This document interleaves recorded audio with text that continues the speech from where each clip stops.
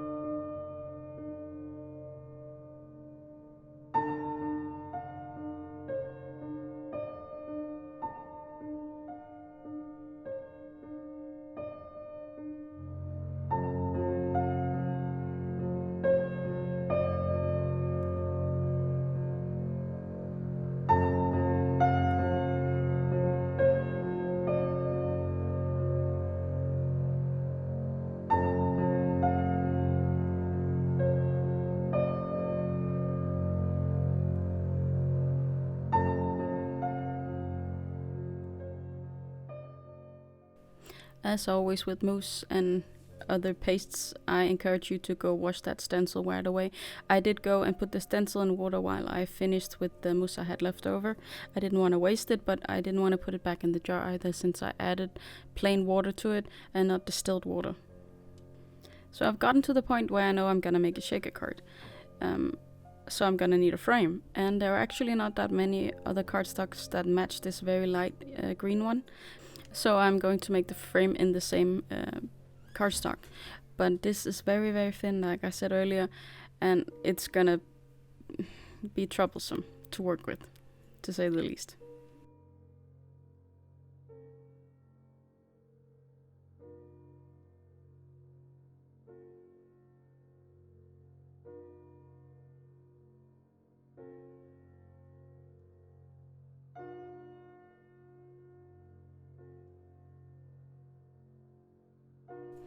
I did want some star confetti in my shaker, so I'm going to take out all the green stars from this sequin mix, or confetti mix as is.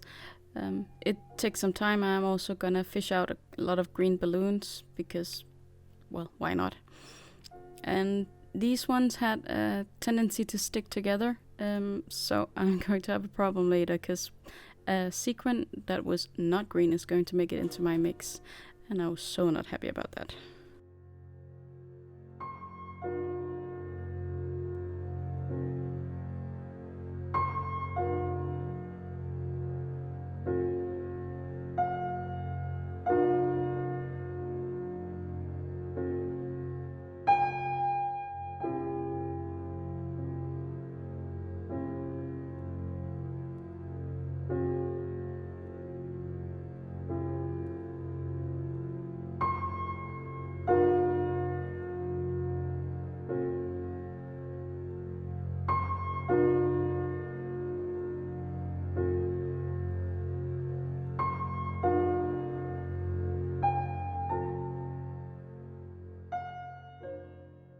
When you're working with acetate, red tape is your friend.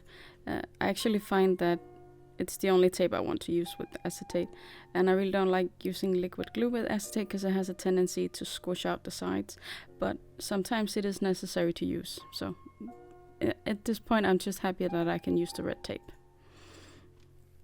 And this is where I remember that I have the embossing powder, so I decide to stamp the sentiment congratulations on the card here in the bottom, or on the bottom, a bit on the frame, bit off. I thought that would look nice, and it does look nice. I'm just gonna have some problems with the frame later on, which is why this is not on the final card. Part of my problem is that I'm not very good at heat embossing. I tend to get it too hot. I think it warps like, well, put in your favorite curse word here, because I have many. I love the look of embossing, I really do, but it does tend to give me a whole lot of trouble. And I'm trying to improve. I practice, I do. But hopefully I'll win someday.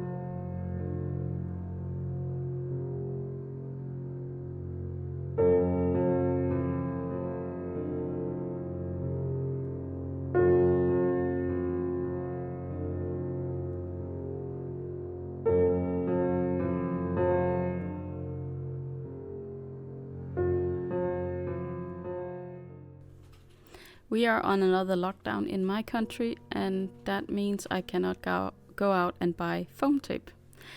So I had these strips in my stash, so I'm gonna try and use them, but I think they're too narrow. I love that they're narrow for some things. I just haven't found them yet. I really miss my big roll of foam tape here, I have to say.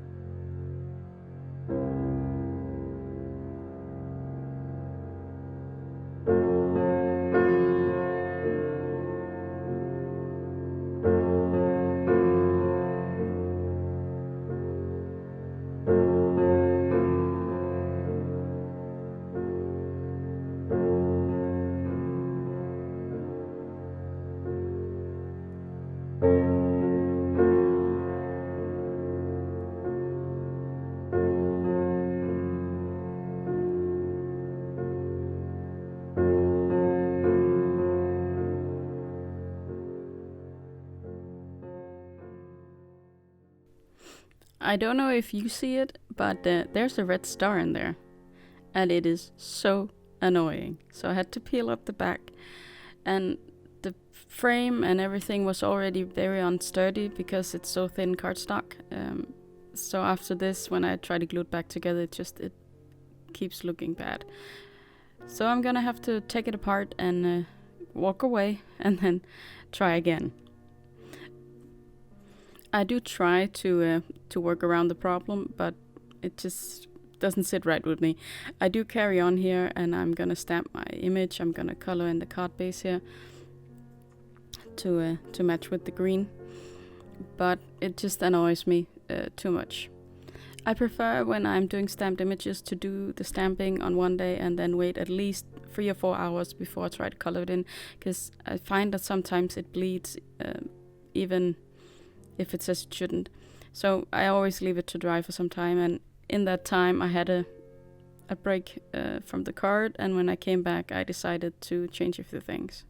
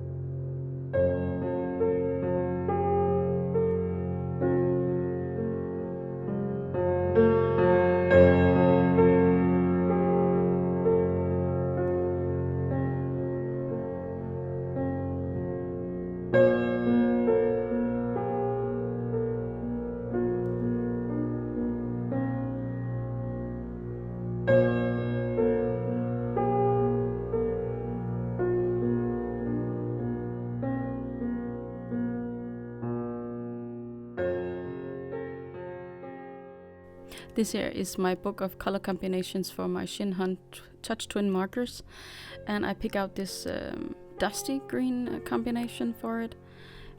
I think it matches very nicely with the green paper and the Nuvo mousse.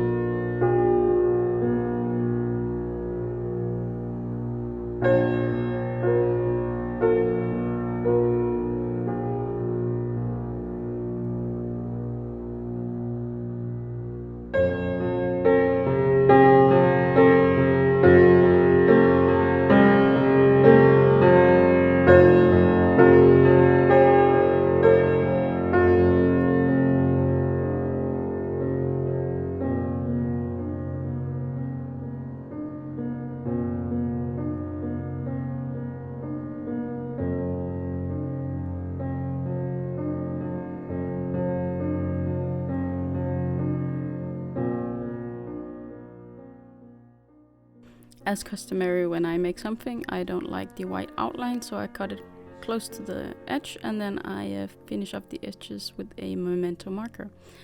And now it's time to redo the shaker panel, unfortunately. Since I am running out of foam tape, this was a hard decision to make, because I'm going to need quite a lot of foam tape to start this over.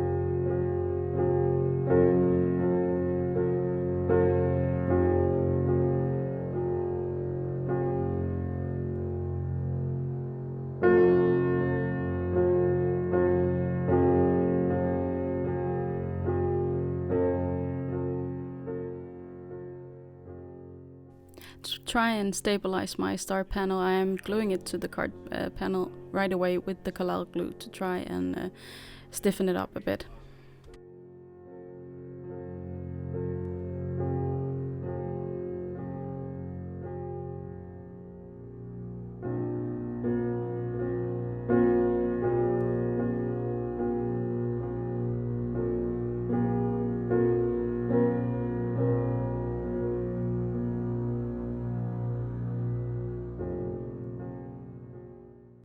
I truly didn't like the dark green frame for my shaker, so I'm going to make a new frame from the same cardstock, but I'm gonna double it up with the collal glue, hoping that it will give it enough thickness and sturdiness.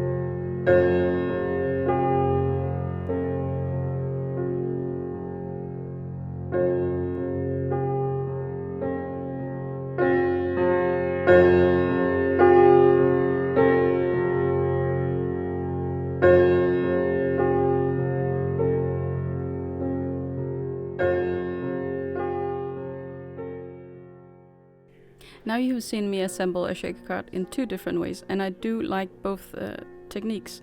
That's just good for different things. It depends on whether or not you can see what you're doing and if your panels are sturdy enough.